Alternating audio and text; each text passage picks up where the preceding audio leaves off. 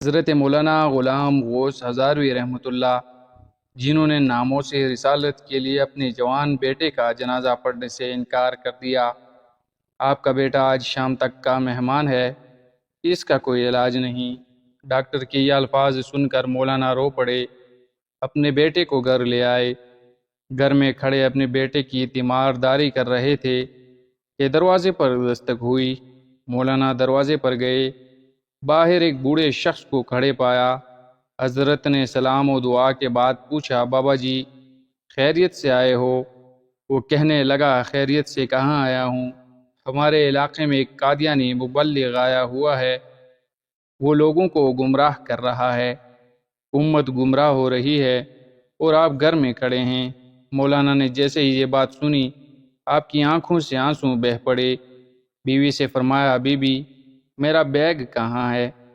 Be be نے bag اٹھا کر دیا اور آپ بیگ ہاتھ میں پکڑے گھر سے روانہ ہونے لگے۔ بیوی نے دامن پکڑ لیا اور کہنے لگی، مولانا آخری لمحات میں اپنے جوان بیٹے کو اس حالت میں چھوڑ کر جا رہے ہو؟ مولانا نے آسمان کی طرف نظریں اٹھائیں اور رو کر روانہ ہونے لگے تو جاں بلب بیٹے نے کہا، ابا جان میں آج کا مہمان ہوں، چند لمحے تو انتظار کر لیجئے، میری روح نکل رہی ہے، مجھے اس حال میں چھوڑ کر جا رہے ہو۔ مولانا نے اپنے جوان بیٹے کو بوسہ دیا، رونے لگے اور فرمایا، اے بیٹے بات یہ ہے کہ میں محمد صلی اللہ علیہ وآلہ وسلم کے دین کی خاطر جا رہا ہوں۔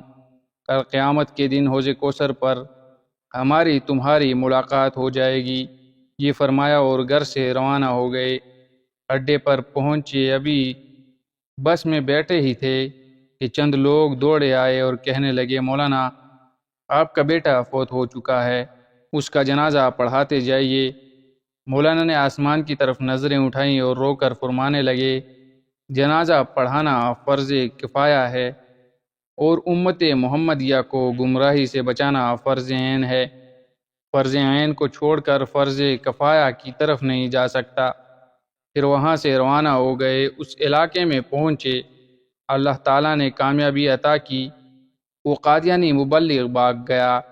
مولانا 3 دن کے بعد گھر واپس پہنچے، بیوی قدموں میں گر گئی اور رو کر کہنے لگی، مولانا جب آپ جا رہے تھے تو بیٹا آپ کی راہ تکتا رہا اور کہتا رہا، جب ابا جان واپس آئیں تو انہیں میرا سلام عرض کر دینا۔